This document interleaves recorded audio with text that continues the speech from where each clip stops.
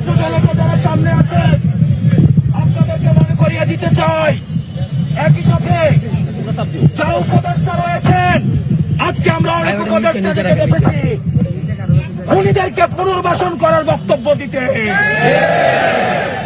আমরা সেই সব উপদেষ্টাদেরকে মনে করিয়ে দিতে চাই, ছাত্র জনতার অভ্যুত্থানের মধ্য দিয়ে আপনি উপদেষ্টা হয়েছেন। সুতরাং যখন কোন বক্তব্য দিবেন, আপনার সামনে যেন 5ই আগস্টের গণভবনের চিত্রটা মাথায় থাকে, আপনার সামনে যেন 5ই আগস্টের পার্লামেন্টের চিত্রটা মাথায় থাকে।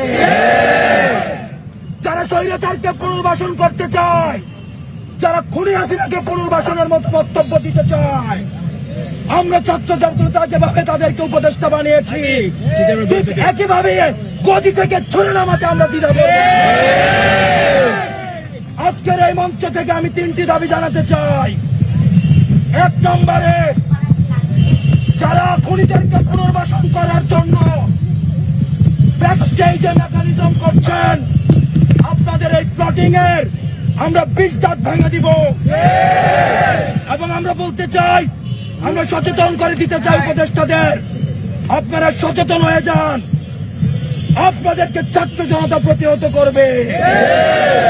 সুতরাং খুনিদেরকে পুনর্বাসন করার কোন ধরনের চিন্তা আপনারা করবেন না। আমার 2 নম্বর আহ্বান মিডিয়া ভাইদের প্রতি, গণমাধ্যমের সাথে আমাদের সৌহার্দ্যপূর্ণ সম্পর্ক, আমাদের তাদের সাথে সৌহার্দ্যপূর্ণ সম্পর্ক ছিল, আছে এবং থাকবে। আমাদের আন্দোলনকে সার্বজনীন করার ক্ষেত্রে গণমাধ্যমের অবদান অনস্বীকার্য। এই ফ্যাসিজমকে উৎখাত করতে গণমাধ্যমের ভূমিকা অনস্বীকার্য। কিন্তু আমরা দেখতে পাচ্ছি কিছু কিছু গণমাধ্যম খুনিদের পুনর্বাসনের ষড়যন্ত্রে লিপ্ত হচ্ছে।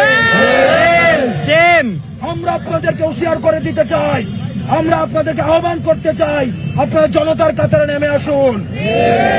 অথবা দেখা যাবে অনেক গণমাধ্যম কর্মীরা শেষ দিকে এসে তাদের বুমের মধ্যে তাদের যে মাইকটি থাকে সেখানে তারা নেম প্লেটটা লাগিয়ে জনতার কাতারে নেমে আসতে পারেনি।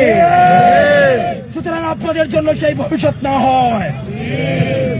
সর্বশেষ বলতে চাই, আন্তর্জাতিক অপরাধ ট্রাইব্যুনালে খুনি হাসিনাকে প্রধান আসামি করে এবং অন্যান্য যারা তার সহযোগী ছিল, এই ফ্যাসিজমের যারা ফুল সোলজার ছিল, তাদেরকে আসামি করে এই অন্তর্বর্তীকালীন সরকারের কাছে আমরা দাবি করছি, খুনি হাসিনাকে আসামি করে আন্তর্জাতিক অপরাধ ট্রাইব্যুনালে মামলা দায়ের করতে হবে।